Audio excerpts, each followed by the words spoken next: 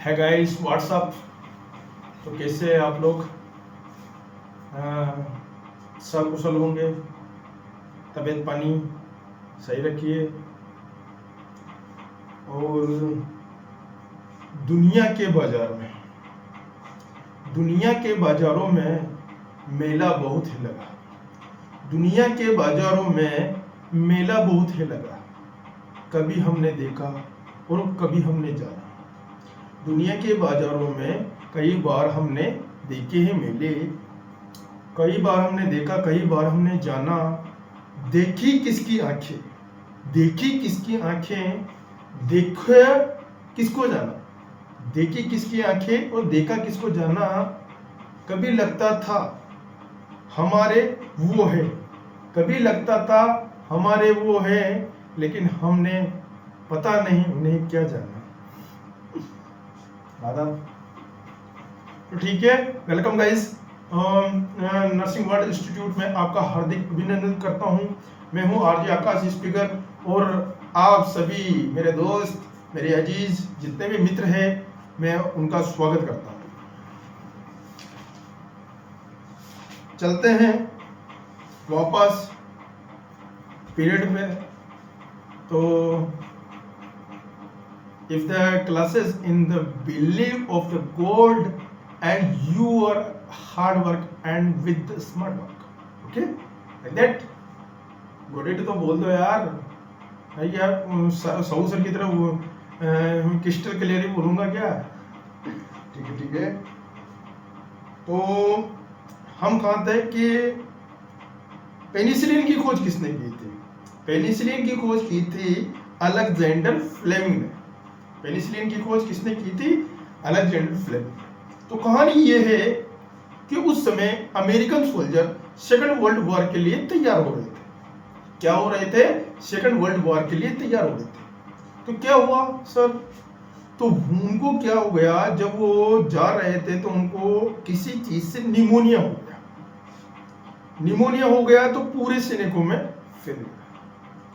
Alexander साहब ने सोचा कि ऐसे तो हमारे सोल्जर मर जाएंगे भैया, लड़ ही नहीं पाएंगे, तो करे क्या?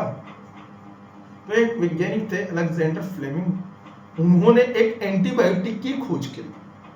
तो आज संसार को हमें एंटीबायोटिक मिल चुकी है। तो एंटीबायोटिक से हमारे संसार को ऐसे माइक्रोब से, जो सेल की रिजिडिटी, जो सेल की जो रिजिडिटी होती है, एक नॉर्मल सेल तो आप जानते होंगे, तो सेल की सेल वॉल जो होती थी, माइक्रोबैक्टीरियम ट्यूबरकुलाई की सेल वॉल बहुत रिजिड होती है। क्या होती है? माइक्रोबैक्टीरियम ट्यूबरकुलाई की सेल वॉल बहुत रिजिड होती है। तो कौन सी स्टेनिंग की जाती है? Acid past staining. 2 dies use की जाती है। कौन कौन सी डाई यूज की जाती है? 2 डाई यूज की जाती है, मिथाइलिन ब्लू और एक तो ग्रीन, एक तो हरी डाई यूज करते हैं, एक नीली डाई यूज करता है, बहुत सारी बार लाल डाई भी यूज कर लेते हैं। तो उस नीली डाई से ये पता लिया जाता है कि उसकी जो सेल वॉल होती है ना, जो माइक्रोब्स की, उसके रंग हो जाता है, पता लग जाता है कि ये वही बैक्टीरिया है, माइक्रोबैक्टीरियम ट्यूबरकुलाई। ठीक है, हम बढ़ेंगे माइक्रोबैक्टीरियम ट्यूबरकुलाई लेकिन नेक्स्ट एपिसोड में। उसके साथ साथ अगर निमोनिया किसी को होता है, तो निमोनिया हुआ तो क्या दिया जाता है हमारे बच्चों के लिए? निमोनिया एक ऐसी ड्रग, ऐसी बीमारी है जो कॉमनली किसी की भी हो सकती है। तो फाइन सेप आता है 1 ग्राम में। क्या आता है? फाइन सेप, सेफ्ट्रियाजोन सिपेलोस्पोरिन एंटीबायोटिक। ये याद रखना, फाइन सेप के नाम से।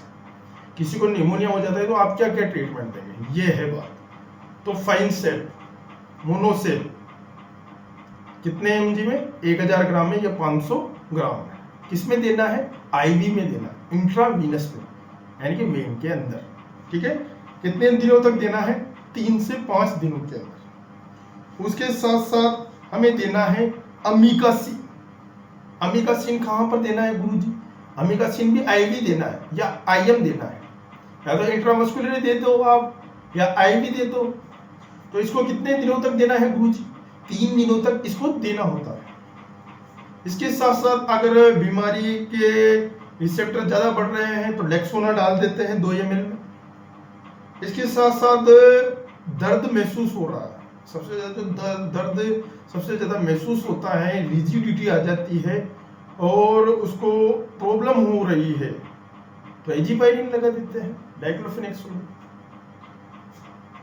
उसके साथ साथ पैरासीटामोल, बुखार है, ज्वर है तो क्या देंगे, पैरासीटामोल और डाइक्लोफेनेक सोडियम। तो डाइक्लोफोन एमआर में आ जाती है, diclofenac sodium plus paracetamol plus caffeine में आ जाती है। एमआर में जो आती है, जितनी भी एमआर में जो टेबलेट आती है, डाइक्लोटेब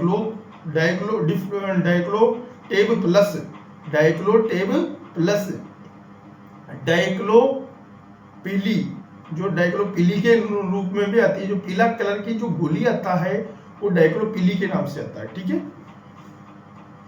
उसके साथ साथ है कि कफ सिरप कौन कौन सी होती है गुरुजी। कफ सिरप अगर फार्माकोलॉजी के हिसाब से दी जाए तो फार्माकोलॉजी में मैं बताऊं आपको, एक तो डीएक्स होती है, एक जीएम होती है, एक एल होती है, एक डीसी होती है। तो ये किस किस में काम आती है गुरुजी।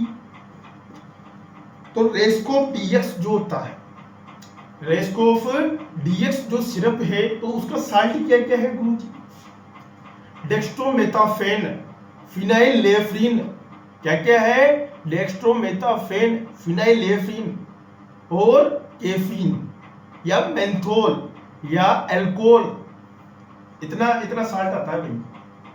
पहले कोरेस की जो शीशी आती थी ना उसमें अल्कोहल भी होता था, ऐसी कोई बात नहीं कि अल्कोहल काम नहीं करता है, अल्कोहल काम करता है in the condition of cough receptor center. ये बात सूखी काशी के लिए क्या आएगा, एल लियोसाल्बिटामोल, ग्लिंट्रिक्स में आएगा, ग्लिंट्रिक्स सिर्फ देखना आप, ग्लिंट्रिक्स या गूगल कर लेना। मेकबरी डीसी किसके लिए आती है, गीली काशी के लिए, इसमें भी वही साल्ट आएगा, वही आएगा जो गीली काशी के लिए आता है। मेकबरी यल में ल्यूसाल्बिटामोल, डी में डेक्स्ट्रोमेथाफेन, बस। मेकबरी एक्सटी, इसमें दोनों ही आ गए, सूखी भी आ गई, गीली भी आ गई, ठीक है। स्कारलेट फीवर क्यों होता है गुरुजी। स्कारलेट फीवर का कारण है वायरल इन्फेक्शन, बैक्टीरियल इन्फेक्शन, ये शरीर में अत्यधिक बढ़ जाना। बैक्टीरियल इन्फेक्शन कैसे बढ़ते हैं गुरुजी, किसी के संपर्क में आने से, किसी के माउथ टू माउथ रेस्पिरेशन से, जो हमें कॉन्टेक्ट इन्फेक्शन के द्वारा फैल सकते हैं, किसी के कपड़े पहनने से, फोमाइट्स, उससे भी बीमारियां आ सकती है, किसी का नेपकिन यूज करने से भी बीमारियां आ सकती है, इसलिए अपना अपना ही नेपकिन यूज करें। ओके डियर्स, एक बात यह है कि आप जो कार्य करते हैं, जो मैं लोगों को देखता हूं तो मैं उनसे यही कहता हूं कि किसी को ना देख के कार्य कीजिए, किसी को देख के ना कार्य कीजिए, क्योंकि आपका रास्ता आप खुद लिखते हैं, आपका रास्ता आप खुद लिखते हैं। मेहनत इतनी कीजिए कि किसी की जरूरत ही ना पड़े, मेहनत इतनी कीजिए कि किसी की जरूरत ना पड़े। लकीरों का नाम है क्या, लकीरें छोटी हो हम बड़ी बना देंगे, बस इतनी शिद्दत से आप बस तारीफ कीजिए, बस आप इतनी शिद्दत से तारीफ कीजिए। The God is great. Want to saying that if you in the Max Hospital, you know that clear. मैं समझ गया था, वो वहां पर मेरा इंटरव्यू हुआ। 67 question are the remembering, 65 something question right, and how to make the boss like and the perform for the interview. What is your name? मैंने कहा my name is Akash Rathod. And what's your father's name? My father's name is Devraj Rathod. And where are you living? in the my living from the Namana and post Bundi, and how the make in the glaucoma scale in the use and examination. क्या कहता है यार, मैंने बोला glaucoma scale. Glaucoma scale is the scoring of the head to toe examination.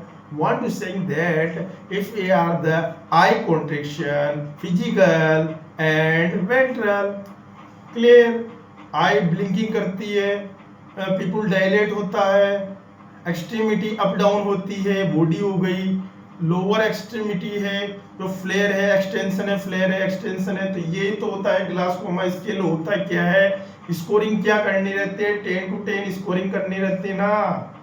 क्या होता है फिर ग्लासकोमा स्केल में, उन्होंने कहा मुझसे कि तू तो रटा रटाया बोल रहा है, तो मैंने बोला कि रटूंगा नहीं तो पढ़ूंगा कैसे.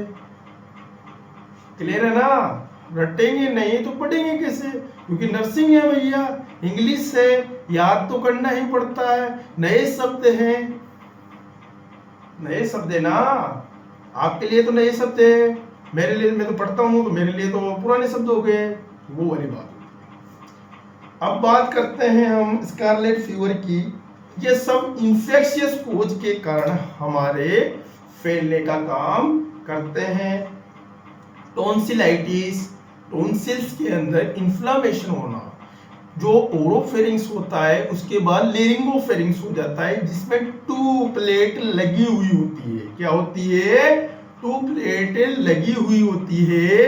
तो वहां पर क्या हो जाता है, इन लोअर एरियाज के अंदर क्या हो जाता है, इन्फेक्शन कोज हो जाता है. तो गले में खराश का बनना, तो इसलिए होता है. ठीक है, इम्यून सिस्टम का डाउन हो जाना, इससे भी इन्फेक्शन हो सकता है. मेनिंजाइटिस, मेनिंजिस की लेयर में इन्फ्लामेशन हो जाना. मेनिंजिस की लेयर कितने प्रकार के होते हैं, ड्यूरामीटर, पायामीटर और एरिचिनोइड. ड्यूरामीटर ऊपर वाली होती है, सब एरिचिनोइड स्पेस बीच का होता है, और पायामीटर ड्यूरा, पाया और एरिचिनोइड मीटर, पाया जो बीच का होता है. किसी भी कैसे बोल रहा है यार, ड्यूरा, पाया और एरिचिनोइड मीटर. ठीक है, क्लियर. अरे पढ़ा करो यार, ऐसे कोई बात नहीं है, उसमें ब्रेन की लेयर आपको समझ में नहीं आएगी. वहां पर इन्फेक्शन हो जाता है, आपको मालूम है कौन सा फ्लूइड होता है, कौन सा फ्लूइड होता है, ये मालूम नहीं है. अरे कौन सा फ्लूइड होता है, ये स्पाइनल कॉर्ड में कौन सा स्पाइनल फ्लूइड होता है ना. तो स्पाइनल जो फ्लूइड होता है उसमें 4th वेंट्रिकल तो होता है ना, तो वो 4th वेंट्रिकल से वहाँ पे विलाई पाई जाती है, और विलाई सोख लेने का काम नहीं करती क्या उस जो स्पाइनल फ्लूइड को, वहाँ पर जो भरा रहता है वो भी तो एक फ्लूइड होता है ना. बस तो क्या है, दो स्पेस पाया जाता है, एक तो लेफ्ट हेमिस्फीयर, एक राइट हेमिस्फीयर. क्या होता है, और आगे अग्र मस्तिष्क, पश्चिम मस्तिष्क, अग्र मस्तिष्क, पश्चिम मस्तिष्क, मध्य मस्तिष्क. मध्य मस्तिष्क में हिपोकैम्पस पाया जाता है, मेडुला ऑब्लांगेटा पाया जाता है. क्या काम करता है, बॉडी के टेम्परेचर को मेंटेन करने का काम करता है. अग्र मस्तिष्क का क्या क्या काम है, सूचनाओं को देने का काम करता है. पश्चिम मस्तिष्क का क्या काम है, क्योंकि अपने जो पुराने जो रीगेनिंग बातें हैं उसको पश्चिम मस्तिष्क में डाल देता है, जो काम का मटेरियल नहीं है उसको पश्चिम मस्तिष्क में डालता है, और जो काम का मटेरियल है उसे अग्र मस्तिष्क में डाल देता है. ये तो काम होता है. क्या होता है, व्हाट एनएनसिपिलोन, डाइसिपिलोन, पैरासिपिलोन, बस ये होता है. क्या होता है वो बताओ मेरे को, इससे अलावा क्या होता है. स्लीप साइकिल क्या होती है, स्लीप साइकिल ये है कि इवन मैंने की sleeping is the duration in the 24 hour, in are the condition of the 12 hour, in the 8 condition of the 8 hour of the sleeping, in the durable of the morning, in are the 10 o'clock, in are the automatically in the motor receptor, in are the hunger and food and even then. Okay, yeah, कुछ तो बोल दिया करो, अरे हंस भी लिया करो. ब्लड पॉइजनिंग है, हेमेटेमिक है. ठीक है, ये है छोटी छोटी बीमारियां, आगे बढ़ाऊंगा मैं, इनको क्लियर करवा दूंगा. डाइक्लोफोन एमआर में आती है, डाइक्लोफेनेक सोडियम और क्लोरोहेक्सेन टेबलेट, डाइक्लोफेनेक सोडियम और क्लोरोहेक्सेन। प्रिवेंट एच के नाम से क्या आती है? नोरएस्टेरोन। नोरएस्टेरोन का क्या काम है? प्रिवेंट एच का क्या काम है? प्रिवेंट एच, इसका कारण है एमसी को रोक देना, मेंस्ट्रुअल साइकिल को रोक देने का काम, ठीक है। और एल सेट्रिवेस एस, इसका क्या काम है? लियोसिट्राजिन क्या काम आएगी? कफ, जो भी एलर्जिक राइनाइटिस होता है उसके लिए काम आती है, जो कि 5 mg में आईपी में आती है। मेडिकल हेल्थ नर्सिंग का जो डाउट है, spirit God of the consider mental disease. पहले क्या माना जाता था दोस्तों कि मेंटल जो बीमारियों का कारण क्या होता है? स्पिरिट, आत्मा है, गोस्ट, जबकि ऐसा कुछ नहीं होता है, बट ये होता है कि अपने कोई मन में कोई इमोशन रह जाता है। क्या रह जाता है? इमोशन रह जाता है। अगर उस इमोशन की पूर्ति नहीं होती है, उस इमोशन को सजेस्टेड नहीं मिलता है, उस इमोशन के लिए जहां पर वो इमोशन है वो इमोशन नहीं लगता है, जहां पर मन नहीं लगता है, वो इमोशन अनस्टेबल हो जाता है। अनस्टेबल होने के बाद क्या होगा? उस जगह की याद आने स्टार्ट हो जाएगी, उस जगह की बातें स्टार्ट हो जाएगी, उस जगह की परिकल्पना स्टार्ट हो जाएगी, और कुछ नहीं। आपका इमोशन उससे जुड़ा हुआ है तो आपका जुड़ा हुआ है, ऐसा कोई बात नहीं है। अगर किसी से इमोशन जुड़ा हुआ है ना, तो जुड़ा हुआ है, उससे कोई ये नहीं है जिसे दिल लाइक करे, ठीक है, जिससे दिल चाहता है, ठीक है, वो एक इमोशन है। आपका एक अंदर का एक इमोशन होता है जिससे कि आप जिसे दिल से फील करता है, दिल से लाइक करने का काम करता है, वो एक इमोशन होता है, ठीक है। अगर वो स्टेबिलिटी है तो ठीक है, नहीं तो इमोशन धीरे धीरे निकल ही जाता है। Period of the segregation period में क्या देखा जाता था? Asylums, mental asylums. सबसे पहला असाइलम्स कहां पर बना था दोस्तों? सबसे पहला असाइलम बना था बाथलम असाइलम में। बाथलम असाइलम कहां है? इंग्लैंड के अंदर, England. Period of humanitarian, physician, general hospitals interest लेने लगे लोग, बेसिक नीड फुलफिलमेंट करने लगे। साइंटिफिक पीरियड शकील 1927, क्या है? 1927, ठीक है। शकील एग्रेसिव और वायलेंट। वह क्या होता था उस समय? जो मरीज होते थे वो वायलेंट स्वभाव के होते थे, एग्रेसिव स्वभाव के होते थे। तो उनके लिए क्या दिया जाता था? फर्स्ट पीड़ा दी जाती थी उनको। क्या दिया जाता था? पीड़ा दी जाती थी। तो कोई किसी को मारना, किसी के चक्कू टेकना, किसी के क्या नाम है, किसी के गरम सरिया टेकना, तो वो उस समय पर दिया जाता था। क्यों दिया जाता था? क्योंकि वो मेंटल अनस्टेबल हो जाता था। जबकि उन लोगों को ये मालूम नहीं कि ये मेंटल अनस्टेबल किसकी वजह से हुआ, क्या ऐसी पीड़ा थी जिसकी वजह से मेंटल अनस्टेबल हो गया। किसकी वजह से? आपकी वजह से। आपने ऐसा क्या किया जिसकी वजह से अगला इंसान मेंटल अनस्टेबल हो गया? आपने उसके इमोशन पे चोटें करी होगी ना। किसी के इमोशन पर इतने भी चोट ना कीजिए जिससे कि वो आपको नफरत की नजर से देखने लग जाता है। भाई, किसी के इमोशन को, किसी के प्यार को यार इतने भी स्टेबल चोटें ना दीजिए। या फिर इमोशन और पोजीशन में जा रहा है बंदा। पोजीशन में क्यों जा रहा है? क्योंकि आप लेके आए हो उसको पोजीशन में, लेके आए हो आप उसे पोजीशन में लेके आए हो। पोजीशन में क्यों जाएगा बंदा? पागल है, जिंदगी भर पागल रहेगा, जिंदगी भर वो आगे बढ़ने का मौका नहीं है उसको, या आप हो पागल फिर। वही तो बात है ना। In the deal of the psychiatric patient in the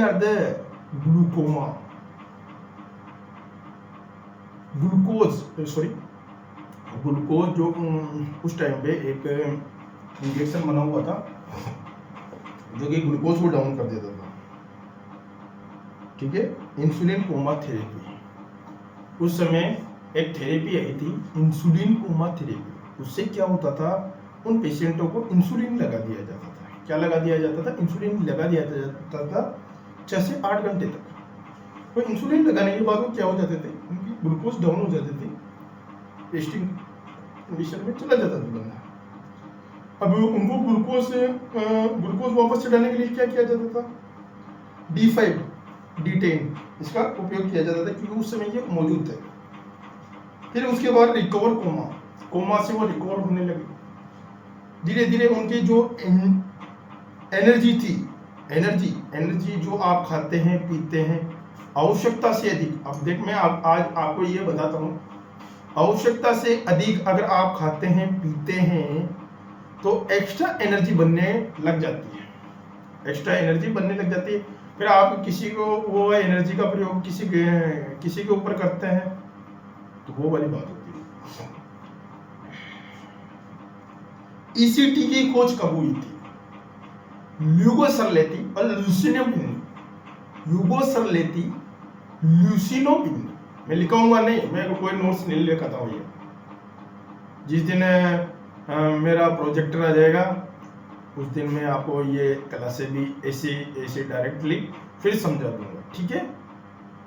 उस टाइम पे आपको जो कि सब्स्टिट्यूट बोर्ड मिलेगा उसमें आपको मैं डायरेक्टली समझा दूंगा, ठीक है ना।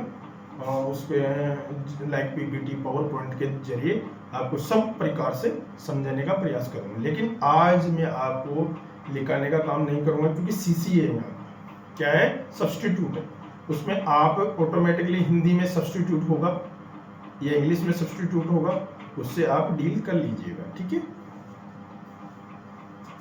शकील ने 1927 में क्या हो गया, शकील ने 1927 में एग्रीगेटिव वॉयलेंट के लिए इंसुलिन कोमा थेरेपी का शुरू किया था 6 to 8 आवर, ठीक है। ग्लूकोज चढ़ाने का काम किया था D5 और D10 रिकवरी कोमा, ठीक है। यूगो सरलेती और ल्यूसिनोबिनी 1938 में 1938 Ugo Cerletti and Lucio Bini direct ECT based in India. 1952 first antipsychotic drug, first कौन सी ड्रग आई थी?